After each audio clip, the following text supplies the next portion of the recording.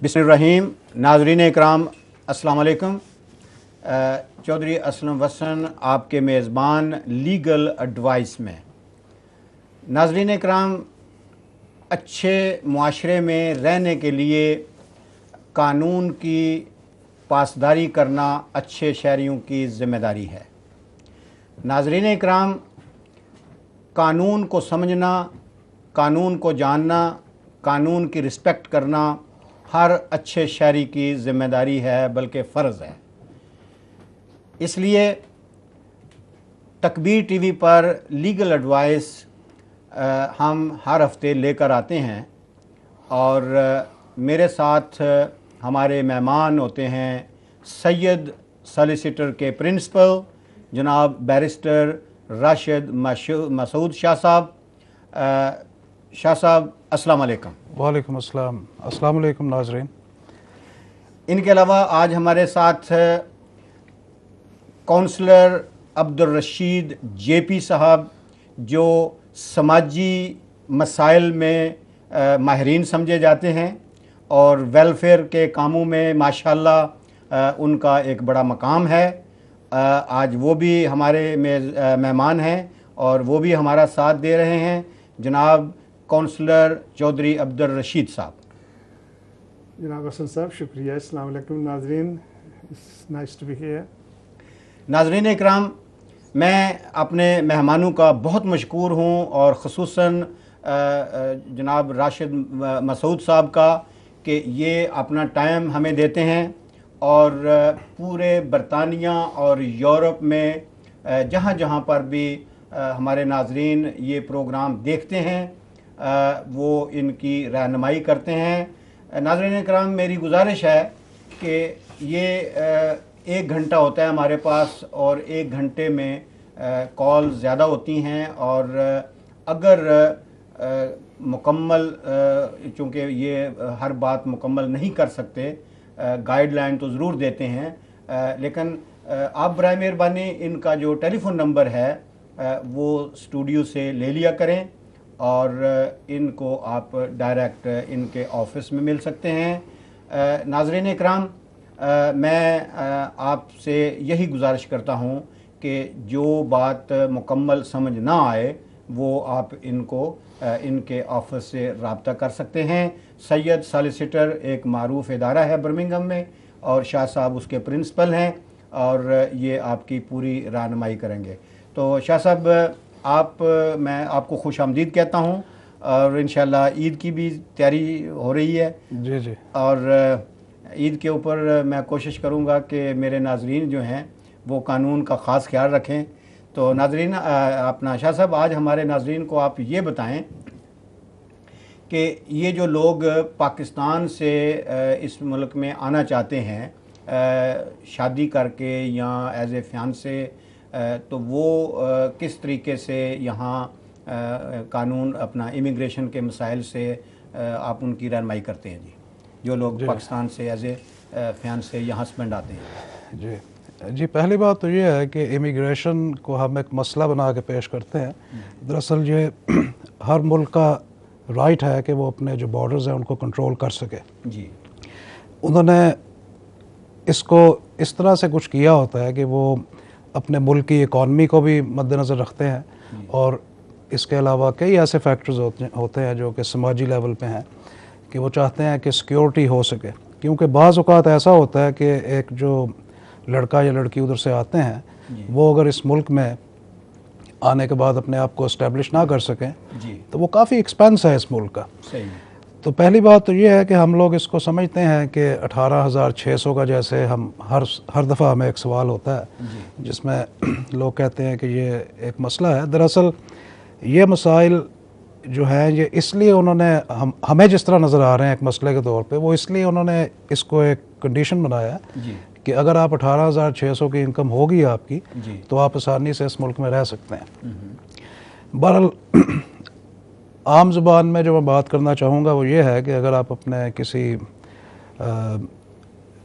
खावन या बीवी को लाना चाहते हैं तो उसके लिए बिल्कुल सही है कि 18,600 आपकी इनकम होनी चाहिए।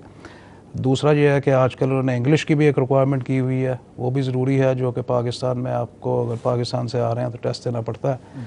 और इसके अलावा मेडिकल की भी जैसे रिक्वायरमेंट है।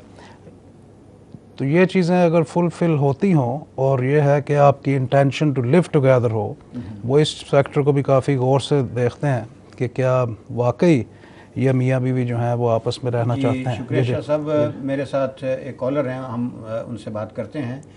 जी कॉलर, अस्सलाम वालेकुम। जी वालेकुम सलाम, आपके पैनल को मेरा सलाम। वालेकुम। जी कौन साहब आपको? जी कौन साहब और कहाँ से बात कर रहे हैं?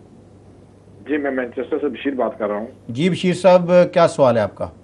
तो मेरा ये सवाल ये है कि अगर पाकिस्तान से फियांसी को बुलाना हो तो कौन सा आसान तरीका होगा यहाँ उसकी सेटलमेंट के लिए, या उसे शादी करके या फियांसी का वीज़ा लेकर यहाँ पर आकर शादी हो सकती है तो उसे वीज़ा मिल जाता है? जी, दरअसल दोनों की रिक्वायरमेंट सेम है उधर से वीज़ा लेने के लिए, लेकिन जो फियांसी है उसका ये है कि वो इधर जब इस मुल्क में आ जाते हैं तो उनको 6 महीने के अंदर इधर शादी करनी पड़ती है, और शादी करने के बाद दोबारा अप्लाई करना पड़ता है, लेकिन जो पैसों की रिक्वायरमेंट है वो सेम है दोनों सूरतों। वो तो ठीक है। एक वो समझ लगी, तो पता करें जो फियांसी का वीज़ा है वहाँ से मिल जाता है, कितनी देर में लगता है वीज़ा मिलता है? या एग्जैक्टली सेम है। वीज़ा मिलने का जो भी वक्त है, अगर पाकिस्तान में आजकल लेट्स से कि 3 महीने हैं तो शादी वाले का भी वही हिसाब है और मंगेतर का भी।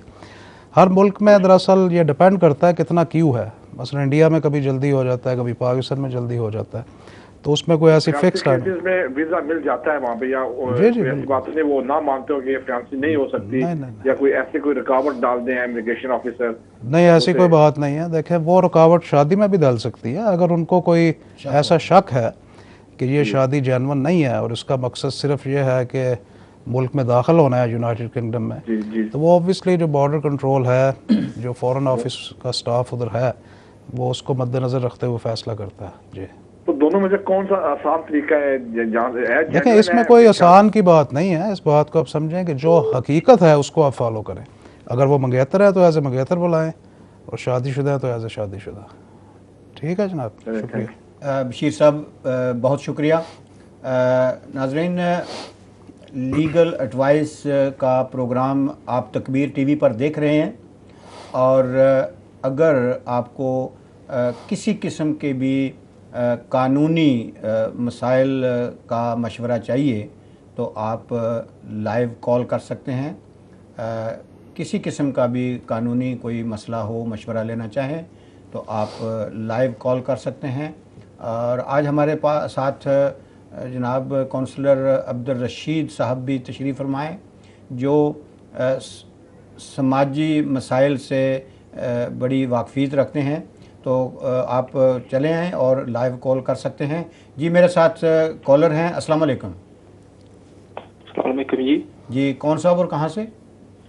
मैं बर्मिंघम से बोल रहा हूँ। मैं आपसे कुछ पूछना चाहता हूँ। जी आपका नाम क्या है जी? मेरा नाम है जी भुपिंदर पाल सिंह। जी भुपिंदर जी, वेलकम ऑन तकबीर टीवी। आपका क्या सवाल है जी?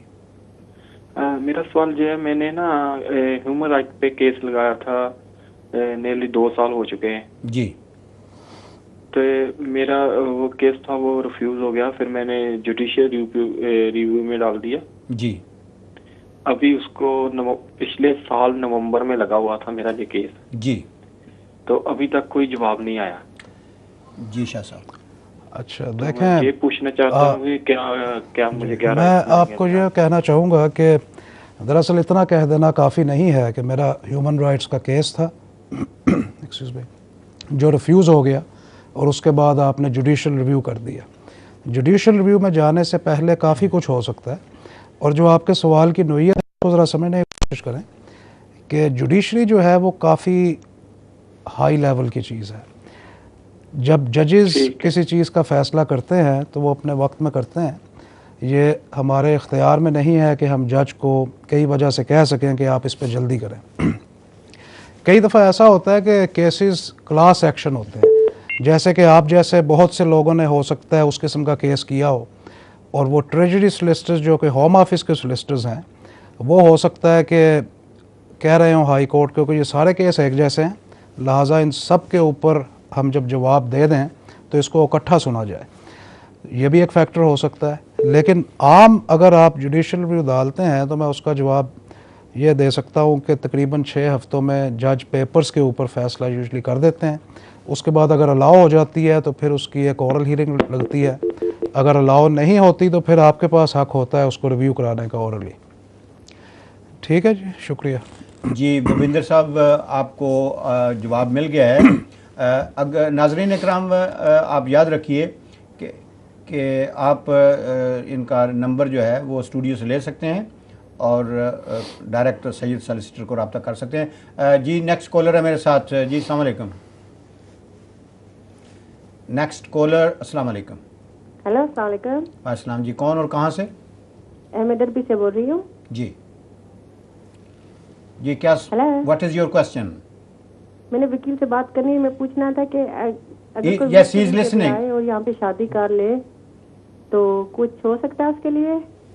उनका क्या स्टे है उन साहब का जो इधर आए हुए हैं? वो विजिटर पे आई थी 6 महीने के लिए, फिर हमने शादी यहाँ पे कर दी है। तो फिर हमने वकील को केस दिया था, तकरीबन 2 साल हो गए वकील को दिए हुए। तो पहले हमने शादी की बिना पे किया था तो उन्होंने रिफ्यूज कर दिया था। फिर हमने सालम किया है तो उन्होंने हमें एक और राय दिया अपील करने के लिए। तो आगे कुछ हो सकता है? आपके बच्चे हैं कोई? नहीं। अच्छा, देखें सिचुएशन को इस तरह है कि जैसे आपने कहा कि शादी कर सकते हैं, शादी कोई भी कर सकते हैं। स्टे जो है विद इन रूल्स नहीं हो सकता, इसलिए होम ऑफिस ने रिफ्यूज़ किया होगा।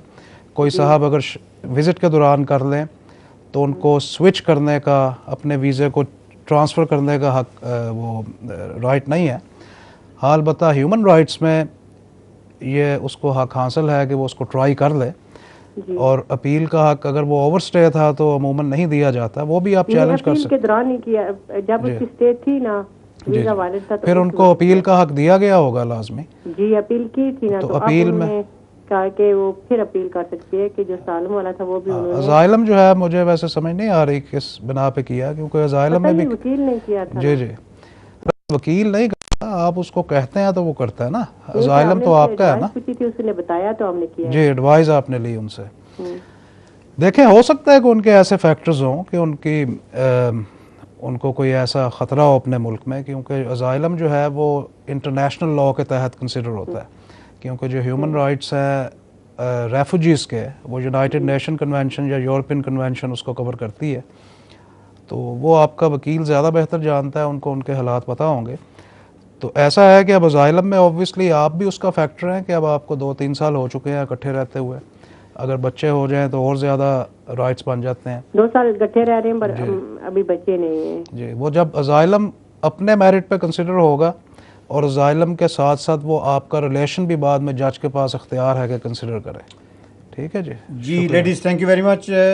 You can call direct into the office for further information. जी, नेक्स्ट कॉलर है मेरे साथ। जी, अस्सलाम वालेकुम। जी, नेक्स्ट कॉलर, अस्सलाम वालेकुम। नेक्स्ट कॉलर, अस्सलाम वालेकुम। जी जी, मैं सिद्रा बात कर रही हूँ बर्मिंघम से। सिद्रा जी, मेरा सवाल ये है कि मेरा स्पाउस वीजा है जो 27 माह का लगा है जी, और 9 जुलाई से पहले लगा है जी, और 3 मार्च 2015 को अभी एक्सपायर हो रहा है। तो मेरा क्वेश्चन ये है कि मैं इतने ड्यूरेशन में कितनी देर आउट ऑफ यूके रह सकती हूँ कि मेरी इंडेफिनिट पे असर ना पड़े। जी, दरअसल आपको 24 महीने इस मुल्क में रहने की ज़रूरत है। दरअसल पहले ये 24 महीने का वीज़ा देते थे 2 साल का, अब ये 27 महीने का इसलिए देते हैं कि अगर आप इस दौरान में मुल्क से बाहर जाना चाहें तो कम से कम चले 1 महीना 2 महीना रह आएँ। तो जो इसकी जो एक बड़ी अहम जो है शेक या जूस क्या कहना चाहिए इमिग्रेशन का, वो ये है कि 24 महीने आपको इस मुल्क में रहना ज़रूरी है। तो आप ये मेक श्योर करें कि जब आप वापस आएँ और इंडेफिनिट के लिए अप्लाई करें तो आपके 24 महीने यूके में बनने चाहिए। ठीक है जी, शुक्रिया। अस्सलाम वालेकुम। Thank you. जी, थैंक यू। जी नाजरीन, जैसा कि मैंने पहले अर्ज़ किया है कि यहाँ पर जो एडवाइस है वो मुख्तसर दी जा सकती है, डिटेल से तो बात नहीं हो सकती। तो आप प्लीज़ काइंडली शाह साहब का नंबर जो है वो स्टूडियो से हासिल कर लें और जी उनसे आप डायरेक्ट बात कर सकते हैं। जी नेक्स्ट कॉलर है मेरे साथ। जी अस्सलाम वालेकुम।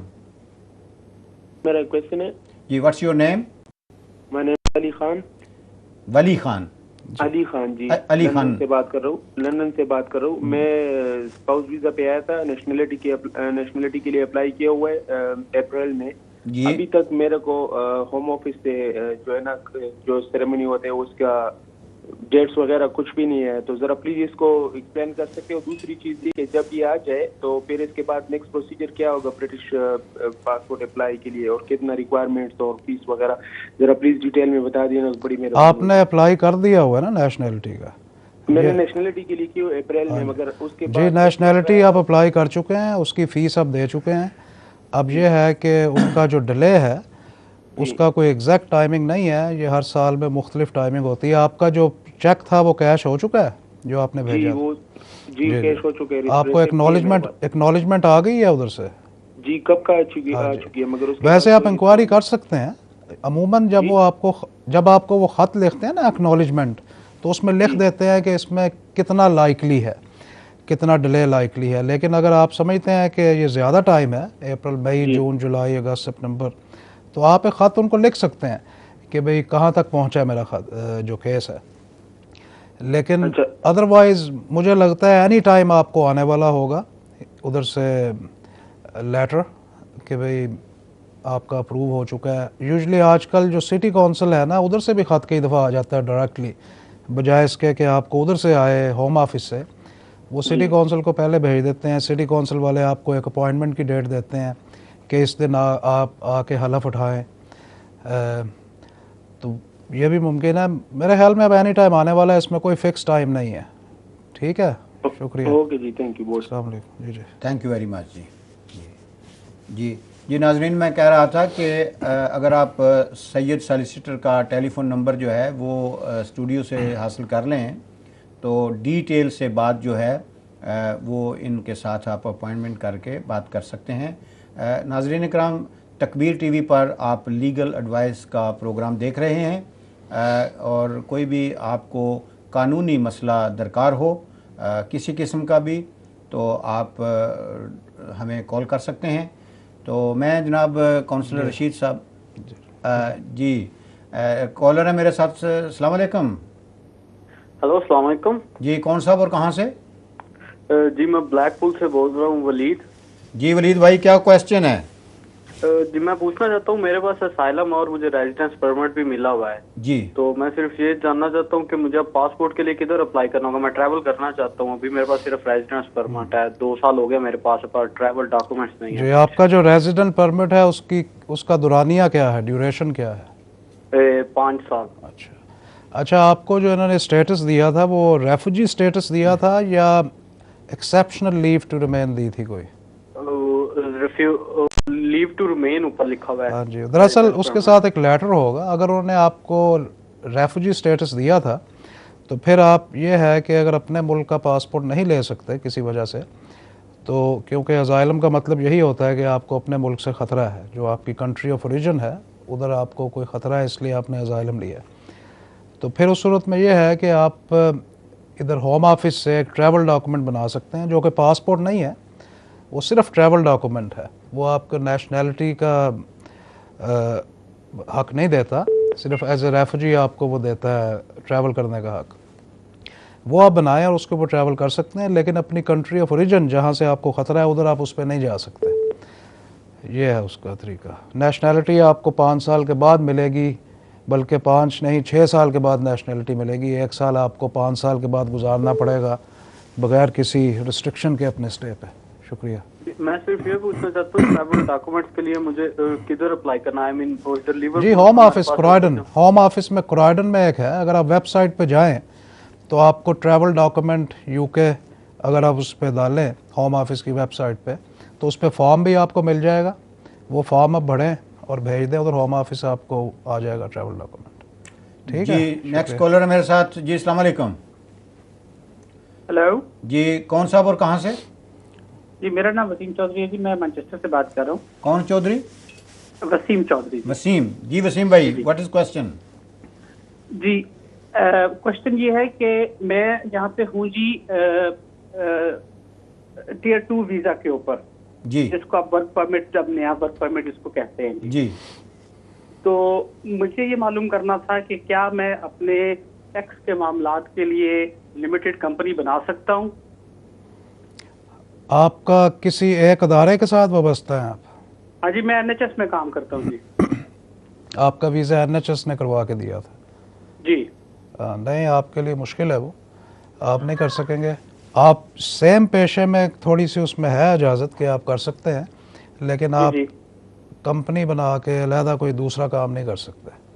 अगर आप इसको इस तरह कहना चाहते हैं कि जो आप अगर कोई लॉकम करते हैं या कोई कंसल्टेशन करते हैं उसके लिए आप कंपनी बनाना चाहते हैं, तो इसमें थोड़ी बारीकी है। अगर आप उसमें इतने आवर शो करें जिसकी इजाज़त है और वो एग्जैक्टली द सेम कैपेसिटी है जिसके अंदर आपका NHS में मुलाजमत है, तो शायद आपको इजाज़त मिल सके। लेकिन बेहतर है कि आप होम ऑफिस से बिल्कुल इजाज़त ले के करें, वैसे ना करें एकदम खुद बना के उसमें ना चल पड़ें।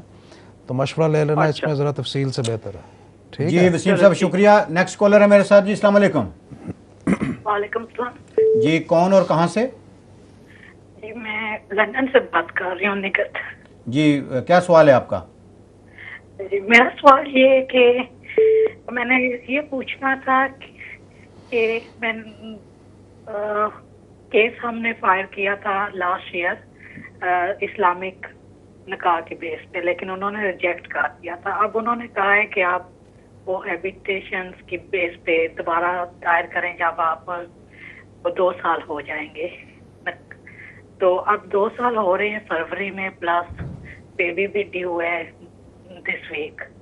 तो उसके लिए हमें 18,600 चाहिए अगर हम कोहैबिटेशन के बेस पे हम केस डाल रहे हैं होम ऑफिस। देखें, इसमें मैं आपको बताता हूँ, दरअसल आपका केस पहले ही आउटसाइड रूल है।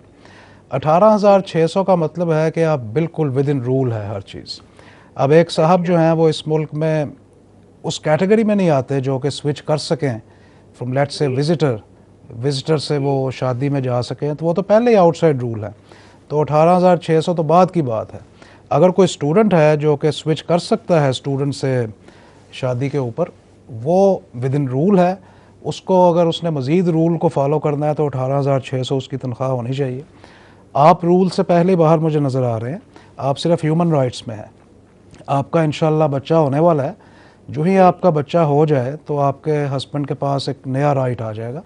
वो राइट आपको UK भी देता है और यूरोप भी देता है। चाहे आपका बच्चा ब्रिटिश होगा, उसके पास एक यूरोपियन हक भी होगा, और वो बहुत अच्छा केस हो जाएगा इंशाल्लाह। हर चीज़ खैर खैरियत से आपकी हो जाए तो फिर आपको फ़ौरन मशवरे की ज़रूरत है। आपके हस्बैंड जो ही बर्थ सर्टिफिकेट अपने बेटे का ले लें या बेटी का, तो उस वक्त वो रब्ता कर सकते हैं वकील के साथ और उनका काम हो सकता है। ये कि ओब्वियसली अब मैं जॉब नहीं कर रही हूँ जी, जॉब नहीं कर रहे, कोई फ़र्क नहीं पड़ता उससे। हाउसिंग बेनिफिट जस्ट ले रही हूँ और कोई बेनिफिट नहीं, उससे कोई फ़र्क नहीं पड़ता। मैंने आपको पहले बताया कि आप रूल्स में वैसे ही नहीं है। जी शुक्रिया। सिस्टर निगत, अगर आपने दोबारा मशवरा करना है तो आप कॉल कर सकती हैं शाह साहब को। जी, नेक्स्ट कॉलर है मेरे साथ। अस्सलाम वालेकुम। हेलो जी, कौन साहब और कहाँ से? हेलो जी, कौन और कहाँ से बात कर रहे हैं जी? मैं एलफोर्ड से बोल रहा हूँ भाई। एलफोर्ड से? हाँ जी, हाँ जी। नाम क्या है आपका? मेरा नाम सिमरन है। सिमरन, व्हाट इज द क्वेश्चन? मैं एलफोर्ड से बोल रहा हूँ। जी जी, सवाल क्या है? सवाल ये है, मैं इधर स्टूडेंट वीजे पर आया था जी 3 साल पहले। जी जी, टोटल इधर 2009 में आया था इधर जी। सवाल ये है, मेरा एक बेटा है, वो इंडिया हुआ था, वो 1 ईयर का था जब मैं इधर आया। वो अब 6 ईयर रह गया, मैं 7 ईयर का जब वो लगा सकता हूँ केस? देखें, दरअसल आजकल इसको ऐसा ही कहा जा रहा है कि जी 7 साल हो जाएं बच्चे को तो आप फ़ौरन स्टे ले सकते हैं इस मुल्क में, लेकिन इसमें काफ़ी बारीकियां हैं।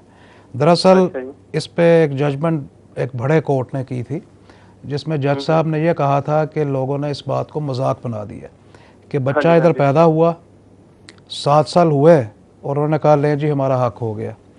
तो जज साहब ने कहा कि दरअसल इस कानून के पीछे पार्लियामेंट के जहन में कुछ और था। या जो रूल मेकिंग बॉडी जो भी थी, अगर वो किसी स्टैट्यूटरी इंस्ट्रूमेंट के तहत होम ऑफिस ने जो इस पे ये बात कही थी, उसका मकसद ये था कि बच्चा इस मुल्क में किसी हद तक इंडल्ज हो चुका हो कि उसके लिए वापस जाना मुश्किल हो। उसमें उन्होंने हवाला ये भी दिया कि देखें, ये जो होते हैं डिप्लोमेट्स, ये आते हैं इधर आके रहते हैं 3 साल, अपने वालिदैन के साथ वापस चले जाते हैं बच्चे। हाँ जी, हाँ जी। तो कहते हैं कि 7 साल में जो बच्चा इधर पैदा हुआ है वो 7 साल में अभी बिल्कुल पहली क्लासों में होता है, क्लासेस में वो जा रहा है, उसको इतना कुछ पता नहीं है। तो वो अपने माँ बाप की जो कंट्री है ओरिजिन की और जो लैंग्वेज जहाँ बोली जाती है उसके वालिदैन की, वहाँ इजीली एडजस्ट हो सकता है। उस फैसले के बाद कुछ ऐसा हुआ कि होम ऑफिस ने रिफ्यूज़ करना शुरू कर दिया। लेकिन जहाँ बच्चे लेट आए हो ना, जैसे कि 4-5 साल की उम्र में आए हैं और अब वो टीन्स में जा चुके हैं, उधर होम ऑफिस बड़ी मुश्किल से रिफ्यूज़ कर रहा है। मैं ये नहीं कहूँगा कि आप ना करें ट्राई, लेकिन आप ऐसा कर सकते हैं कि जो ही 7 साल हों तो आप उसको ट्राई करें। लेकिन एट द सेम टाइम उस जज ने यह भी कहा था कि 7 साल कोई फिक्स पीरियड नहीं है। अगर आपका बच्चा किसी वजह से 6 साल हुए हैं उसे, और वो इस हद तक मुआशरे में घुल मिल गया है या उसको ज़रूरत है इस सोसाइटी की, तो वो उस सूरत में भी अप्लाई आप कर सकते हैं। तो 7, अगर आप समझते हैं कोई ऐसे रीज़न है तो 7 साल वेट करने की भी ज़रूरत नहीं है। ठीक है ना? 1 साल और रहता है बस। हाँ जी, नहीं 7 साल, जैसे मैंने आपको बताया है कि वो जज साहब ने, हाई कोर्ट के एक जज ने उस पर फैसला किया, वो इतना मुनासिब नहीं है कि आप सिर्फ 7 साल का वेट करें अगर अभी करना चाहो। सिमरन, अगर आप डायरेक्ट फ़ोन लेके इनसे बात कर लें इनके ऑफिस में तो अच्छा रहेगा। नेक्स्ट कॉलर है मेरे साथ जी। अस्सलाम वालेकुम। जी अस्सलाम वालेकुम, मेरा नाम उस्मान है। उस्मान? जी उस्मान सरवर। कहाँ से जी?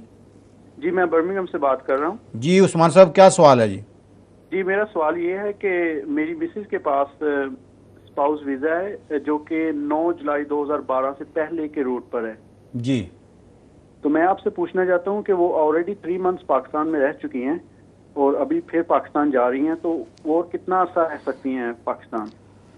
देखें, उनके लिए मसला हो सकता है अगर वो 24 महीने पूरे नहीं करती, तो जब वो इधर आके इंडेफिनेट के लिए अप्लाई करेंगी तो होम ऑफिस कह सकता है कि जनाब आपको सॉरी, हम आपको 6 महीने और दे रहे हैं, साल और दे रहे हैं, इनके 2 साल पूरे करें फिर हम इंडेफिनेट देंगे।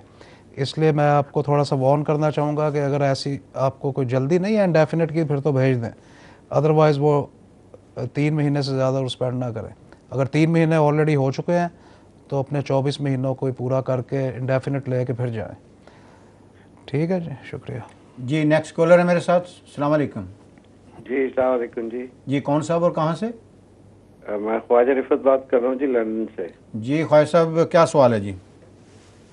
मेरा सवाल ये है कि मेरे एक कज़न है, वो आ रहे हैं पाकिस्तान से, उन्होंने लिया एंटरप्रेन्योर वीज़ा जी, और वो मैं ये पूछना चाह रहा हूँ कि वो कितनी देर के बाद एलिजिबल होंगे इंडेफिनेट के लिए?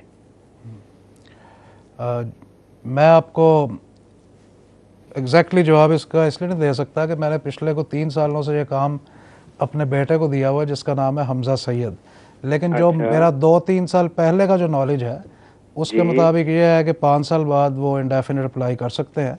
अगर आप चाहें तो हमारे फ़ोन ऑफिस के नंबर पे कल फ़ोन करके, मेरे बेटे हैं हमजा सैयद, उनसे बात करें, वो इस डिपार्टमेंट को डील करते हैं जी। वो आपको एग्जैक्टली बता देंगे कि वो 6 साल तो नहीं है, लेकिन मेरा जहाँ तक ख्याल है 5 साल। जी नेक्स्ट कॉलर। अस्सलाम वालेकुम। जी अस्सलाम वालेकुम। जी कौन साहब और कहाँ से? जी मैं बहादुर बात कर रहा हूँ बेलफास्ट से। बहादुर बेलफास्ट से। जी बहादुर साहब। जी मेरा क्वेश्चन ये है कि मेरी फैमिली जो है वो उसका वीजा लगा था 9 जुलाई 2012 में जी, जो कि रिस्ट्रिक्शन थी उससे पहले जी। तो लेकिन वो लोग जो है वो एक दफा रिफ्यूज हुआ था, बीच में किसी वजह से वो सर्टिफिकेट अवेलेबल नहीं था, तो लास्ट ईयर 2013 में दिसंबर में आए हैं वो लोग जी। इस दौरान जो है मेरी बेटी जो है वो ओवर 18 हो गई है। यहाँ आने के बाद जो है जी वो मेरा बेटा जो है वो भी इस मई में ओवर 18 हो गया, वो उन्हें एडमिशन तो मिल नहीं सके यहाँ कॉलेजेस में जी। मैं जानना चाह रहा था कि इनडेफिनेट जो हमें वीजा 15 मार्च तक मिला हुआ है, तो मैं जानना चाह रहा था कि क्या हमें जो है ये मेरे बच्चे जो हैं ये क्या जॉब वगैरह कर सकते हैं और क्या ये जो स्टूडेंट फुल टाइम स्टूडेंट नहीं है, अभी इन्हें एडमिशन नहीं मिल सकी क्योंकि ओवर 18 हो गए, और जो प्राइवेट कॉलेजेस हैं वो इतने महंगे हैं कि वो तो हम अफोर्ड नहीं कर सकते। जी बाबर साहब, ज़रा मैं आपको रोकूंगा बाबर साहब मेरी बात सुने, सॉरी, मैंने शुरू में पॉइंट्स कर दिया, आप किस बेसिस पे आए हैं इधर, आपका क्या स्टे है इधर? जी जी मैं ब्रिटिश। आप ब्रिटिश हैं और आपने बच्चों को बुलाया है इधर? जी जी हाँ जी, वो आपके आप वजह से इस मुल्क में आए हैं तो उनके पास हर हक हासिल है, रिफ्यूज़ क्या हुआ है उनका? नहीं रिफ्यूज हुआ था पहले, आप तो आ चुके हैं ना? जी जी, आपको कोई प्राइवेट की जरूरत नहीं है, आपके बच्चों को हर हक हासिल है इस मुल्क में पढ़ने का, काम करने का, चाहे वो 18 से बड़े हो जाएं। अगर वो आपके बच्चे की हैसियत से आए हैं तो उनको हर किस्म का हक हासिल है, तो ये कोई फिक्र की बात सर नहीं, उसमें उनके वीजा पे लिखा हुआ है no source to public fund लिखा हुआ है ना। हाँ जी, वो उसका मकसद जो है ना, वो दरअसल ये है कि आपने स्पॉन्सर किया है उनको, तो उस पे उनको उन्होंने 5 साल का वीज़ा दिया है, 2 साल का दिया है? जी 2 साल और 3 माह का वीज़ा दिया ना। वो उसके बाद वो होगा, क्योंकि वाकई 2 साल में आप जैसे बीवी नहीं ले सकती, बच्चे भी नहीं ले सकते, तो 2 साल के बाद आप उनका कर दें इंशाल्लाह जब हो जाएगा। ठीक है जी, शुक्रिया जी। नेक्स्ट कॉलर मेरे साथ। अस्सलाम वालेकुम जी। जी नेक्स्ट कॉलर, अस्सलाम वालेकुम। हेलो जी, अस्सलाम वालेकुम। वालेकुम जी, कौन साहब और कहाँ से? जी मैं नसीम बोल रहा हूँ आपको से। जी नसीम साहब, क्या सवाल है जी? जी मुझे पूछना था, मेरी मदर जो है वो इंडेफिनेट लीव टू एंटर पे आई थी 1.5 साल पहले, मार्च 2013।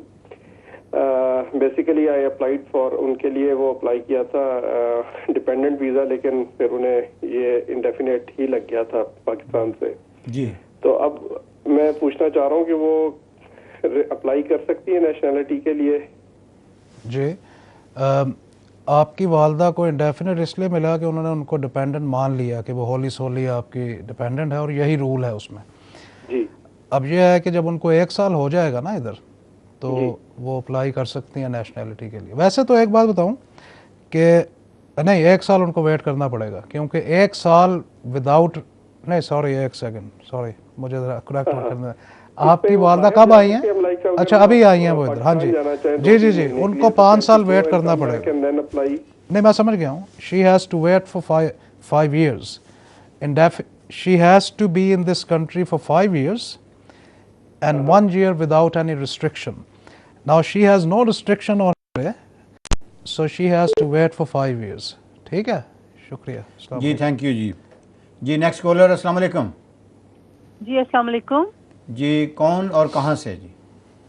जी मैं लंदन से बात कर रही हूँ, मेरा नाम इस्मत है। जी अस्सलाम वालेकुम। मैंने ये पूछना है कि मेरे हस्बैंड टियर 2 पर हैं, उनको 2 साल हो टियर 2 पे जॉब करते हुए, और हमें और मुझे बच्चों को 7 साल हो जाएंगे स्कूल जाते हुए इस जनवरी में जी। तो अगर ये पॉसिबल है कि हम अगले साल उसके बाद अप्लाई कर दें इंडेफिनेट के लिए, या हमें पूरा 3 साल वेट और करना पड़ेगा, क्योंकि टियर 2 पे 2 साल हो चुके हैं।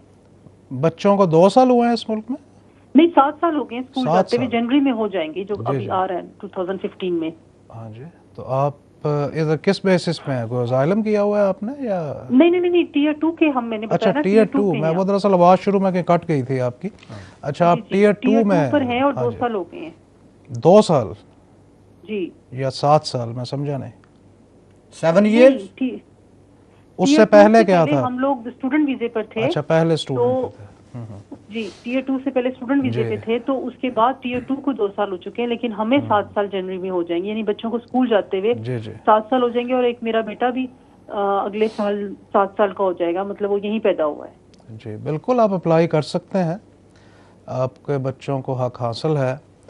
जैसा कि मैं पहले बता चुका हूँ कि होम ऑफिस इस चीज़ को असेस करेगा कि आप लोग जैसे डिप्लोमेट्स इस मुल्क में आते हैं, बच्चों के साथ अपना काम करते हैं और चले जाते हैं, आप क्यों वापस नहीं जा सकते, और अगर आप वापस जा रहे हैं तो बच्चे आप लोगों के साथ क्यों नहीं जा सकते। इस किस्म की असेसमेंट है आजकल। अब मैं उसकी बारीकियों में नहीं जाना चाहता कि FM ये है और EX ये है। नंबर आपने कहीं देखे होंगे, आजकल पढ़े लिखे लोग काफ़ी नॉलेज रखते हैं इमिग्रेशन का, लेकिन मैं आम ज़ुबान में, ताकि दूसरे लोगों की भी रहनुमाई हो सके, मैं ये बता रहा हूँ। आसान नहीं है, लेकिन ट्राई ज़रूर करना चाहिए। शुक्रिया जी। जी नेक्स्ट कॉलर मेरे साथ। अस्सलाम वालेकुम। जी नेक्स्ट कॉलर, अस्सलाम वालेकुम। हेलो जी कौन और कहाँ से? हेलो हेलो अस्सलाम वालेकुम जी। वालेकुम सलाम, कौन साहब और कहाँ से? मैं लंदन तो बोल रहा जी, नसीम खान। जी नसीम साहब, क्या सवाल है? लंदन से बोल रहे हैं नसीम खान। जी जी सवाल करें जी। ऐसा है, मैं पाकिस्तान का रहने वाला हूँ जी जी। और मैं मेरी जो किसी को मैं बच्चा अगर देना चाहता हूँ, जैसे इधर और बच्चा इधर लंदन में किसी को मैं देना चाहता हूँ, अडॉप्ट करना चाहता हूँ, उसके लिए मेरे को की कार्रवाई करनी चाहिए? देखें मोहतरम, उसके लिए ये है कि जो साहब हैं उनको ऑब्वियसली इधर एक फैमिली लॉ के वो कानून में आती है बात, उनको एक कोर्ट में इधर केस डालना पड़ेगा और उसमें ये है कि सोशल सर्विसेज भी इन्वॉल्व हो सकती हैं और एक कोर्ट का अदारा है जो कि सोशल सर्विस पे ही बेस करता है, कैफ उसको कहते हैं, वो भी इन्वॉल्व हो सकता है। ये इतना आसान नहीं है किसी बच्चे को अडॉप्ट करना, वो एप्लीकेशन काफ़ी वक्त ले लेती है। मैं आपकी बात समझ रहा हूँ कि अक्सर लोग अपने बच्चों को अबैंडन करके वापस चले जाते हैं, उस सूरत में फिर कोई चारा नहीं होता, ईजी हो जाता है कोर्ट्स के लिए उस बच्चे को जिसके पास छोड़ा हो लोगों ने, पेरेंटल रिस्पॉन्सिबिलिटी देने में कोई मसला नहीं होता। लेकिन ये है कि अगर इसको आप प्रोसेस चलाएंगे तो ये काफ़ी लंबा चौड़ा प्रोसेस है उसके लिए। जी जी जी, आप शाह साहब का नंबर लेके डायरेक्ट इनके ऑफिस में बात कर लें, ये ज़रा डिटेल में बात हो जाएगी। जी नेक्स्ट कॉलर है मेरे साथ, अस्सलाम वालेकुम। जी नेक्स्ट कॉलर, अस्सलाम वालेकुम। जी नेक्स्ट कॉलर, अस्सलाम वालेकुम। अस्सलाम वालेकुम। जी कौन साहब और कहाँ से? मैं नवाज बोल रहा हूँ लुटन से। जी नवाज साहब, क्या सवाल है? मैंने शादी की है वो यूरोपियन यूनियन EU की लड़की से। जी जी जी बात करें।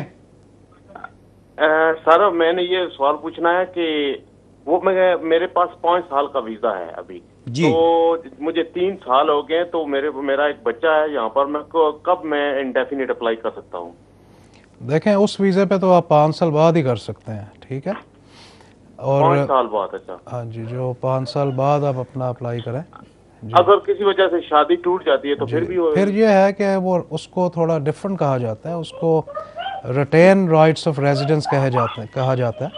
यूरोपियन जो है, अगर उनके जो जैसे डिपेंडेंट है, आप शादी उस खामद हैं उनके, अगर आपका रिश्ता टूट जाता है तो फिर आप अभी अप्लाई कर सकते हैं, लेकिन डिवोर्स तरीके से होनी, या तो वो आपको छोड़ के चली जाए वापस अपने मुल्क, या ये है कि वो डिवोर्स आपसे प्रॉपरली कोर्ट के ज़रिए ले ले, तो उस सूरत में ये है कि आप अप्लाई अभी कर सकते हैं इंडेफिनिट। जी शुक्रिया। नेक्स्ट कॉलर मेरे साथ, अस्सलाम वालेकुम। जी अस्सलाम वालेकुम। सॉरी मैं पहले भी बात कर रहा था, बेलफास्ट से बात कर रहा हूँ, मैं शायद अपना क्वेश्चन सही तरह पुट नहीं कर सका, काइंडली अगर मैं आपको ये सवाल जल्दी से बता जी सकूं। मैं समझ गया। आप वो एजुकेशन की बात कर रहे थे, एजुकेशन इस मुल्क में फ्री है बच्चों के लिए। नहीं मुझे मैं ये वो कहना चाह रहा हूँ कि मैं शायद सवाल आपको सही तरह पुट नहीं कर सका। जी मैं ये बताना चाह रहा था आपको कि भी वो जुलाई 2012 में हमने अप्लाई किया था और दिसंबर 2013 में उनको वीजा मिला था। वो लोग दिसंबर में ही मेरे पास आ गए थे। इस दौरान जो है मेरी बेटी ओवर 18 हो गई और जब यहाँ आके हमने बच्चों के स्कूल एडमिशन्स के लिए अप्लाई किया तो वो क्योंकि बेटा 17 का था, उसको भी नहीं मिल सका एडमिशन और बेटी को भी नहीं मिल सका एडमिशन। जी जी। तो अभी हमने जो है 2015 से पहले इंडेफिनिट के लिए अप्लाई करना है। अब वो ओवर 18 हो गए, बेटा भी और बेटी भी। मैं ये जानना चाह रहा हूँ कि इंडेफिनिट अप्लाई करने के लिए क्या उनका स्टूडेंट होना जरूरी है और क्या वो जॉब मेरे साथ यहाँ पे कर सकते हैं या नहीं कर सकते? जी देखें, मेरा क्वेश्चन है। बिल्कुल आपने सही कहा है कि अगर बच्चे जो हैं 21 के हों और पढ़ रहे हों तो वो वाकई आपके डिपेंडेंट समझे जाते हैं, लेकिन बच्चे अगर इंडिपेंडेंट हों, ख़ास तौर पर शादी हो चुकी हो, तो फिर बड़ा मुश्किल होता है। लेकिन क्योंकि आपके बच्चे आपके साथ रह रहे हैं और अगर कोई छोटा मोटा काम कर रहे हैं, उनको फिर भी स्टे मिल जाएगा, कोई फिक्र की बात नहीं है। आप उनका इकट्ठे अप्लाई करें अपनी वाइफ का और बच्चों का, कोई प्रॉब्लम नहीं है। जी आप डायरेक्ट फ़ोन भी इनको कर सकते हैं इनके ऑफिस में। जी नेक्स्ट कॉलर, अस्सलाम वालेकुम। जी नेक्स्ट कॉलर, अस्सलाम वालेकुम। मेरे साथ नेक्स्ट कॉलर हैं, अस्सलाम वालेकुम। अस्सलाम वालेकुम जी। जी कौन साहब और कहाँ से? मैं सनी बोल रहा अपने स्कॉटलैंड तो जी। जी सनी साहब क्या सवाल है? हाँ जी, सवाल मेरा ये, मैं अपने स्पाउस वीजे लिए थे लगाया सी केस अपना, सो मेरा केस रिजेक्ट हो गया, so I am going back to India.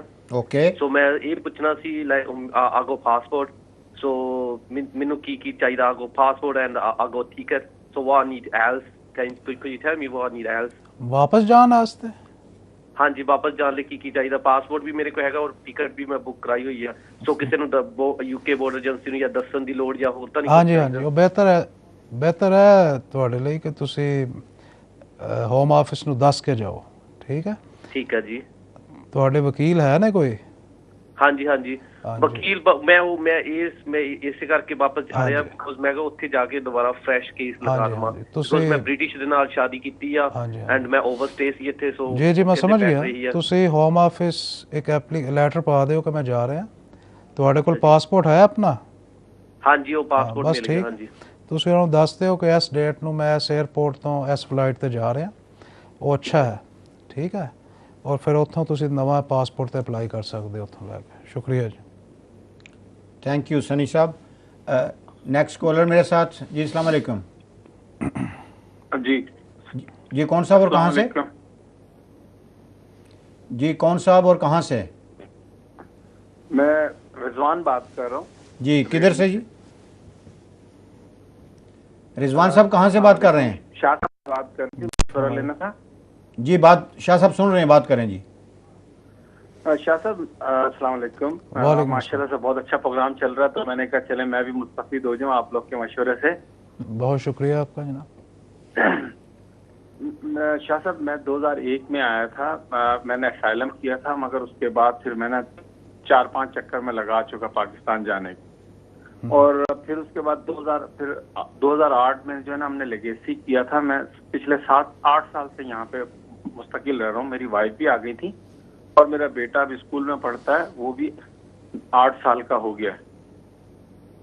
जी बात करें। तो अब पूछना ये था कि हमने जो है ना अभी हमने केस डाला हुआ बच्चे का भी, कि अब होगा क्या?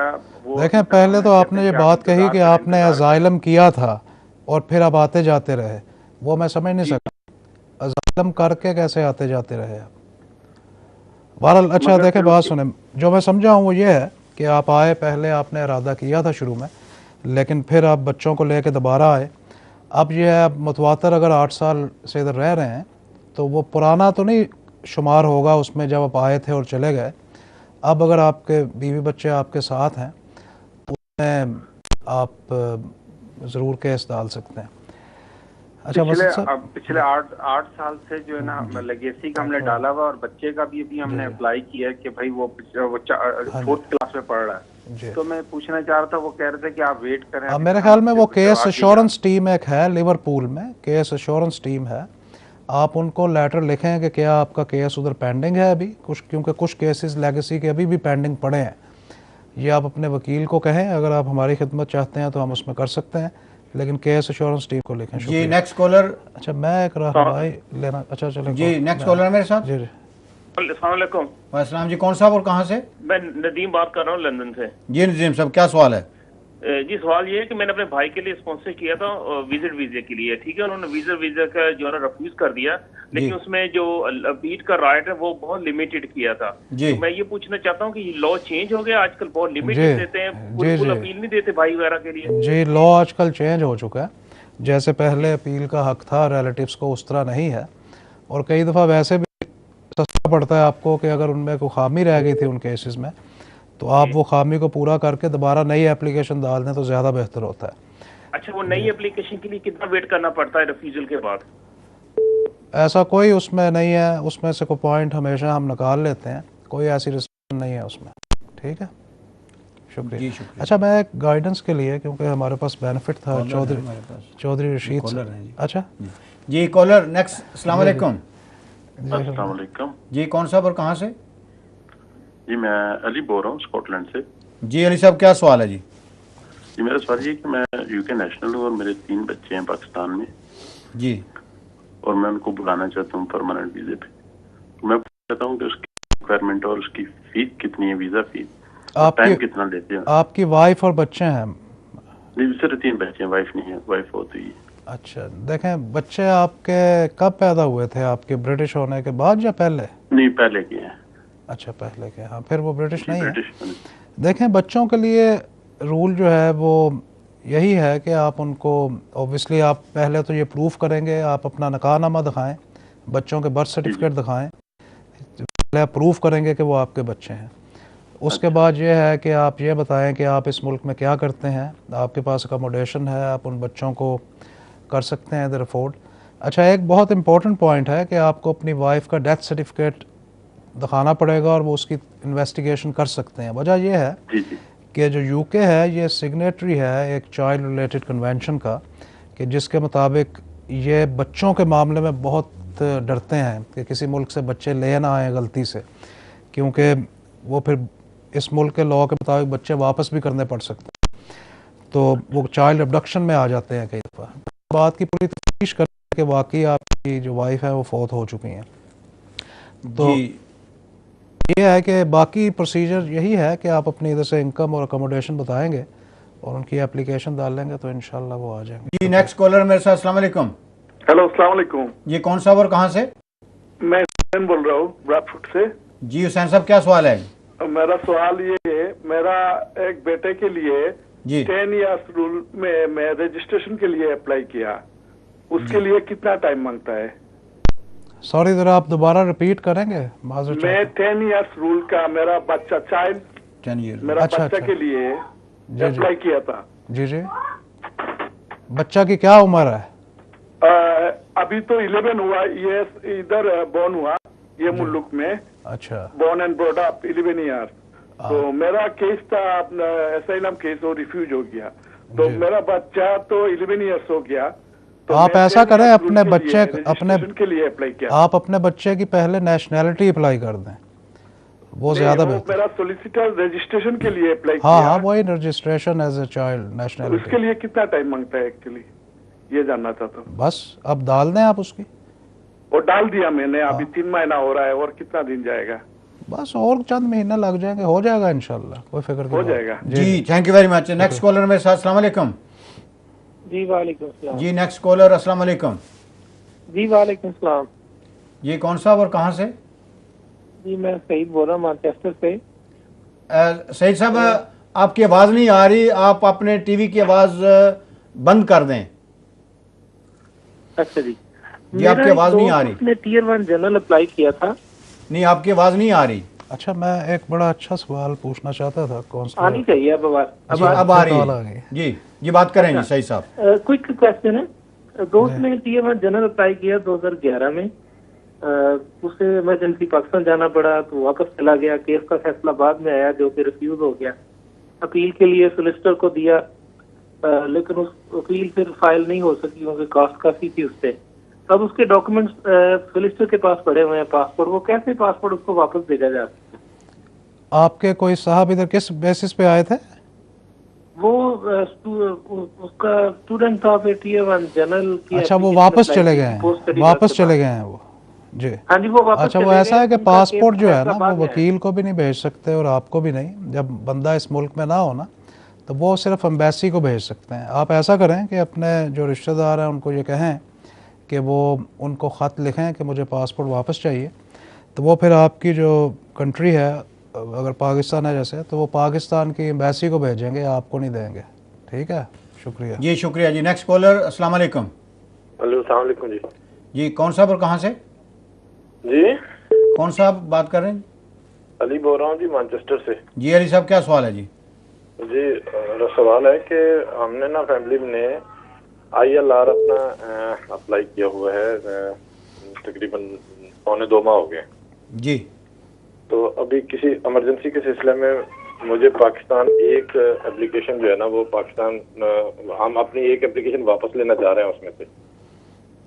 जी, वो एक मेन बंदे की है या डिपेंडेंट की है? नहीं, मेन की नहीं, दूसरी की है, डिपेंडेंट की है। वो वापस जाना चाह रहे हैं, वो जो डिपेंडेंट है। जी जी, तो उसका कोई वापस लेने का क्या तरीका है, और इसका कोई असर जो है वो फैमिली के बाकी केस पे तो नहीं पड़ेगा? आपका ILR किस बेसिस पे था? अच्छा, जनरल था। जनरल अच्छा जी, देखें, नहीं उस पर कोई फ़र्क नहीं पड़ेगा, अगर कोई वैलिड रीज़न है तो कोई फ़र्क नहीं पड़ता।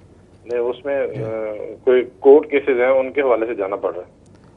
नहीं, इसमें आपके वो क्या हैं, क्या बच्चे हैं या वाइफ हैं? नहीं, जो मेन एप्लीकेंट है वो इधर ही है, डिपेंडेंट जो है ना वो वापस जाना चाह रहा है।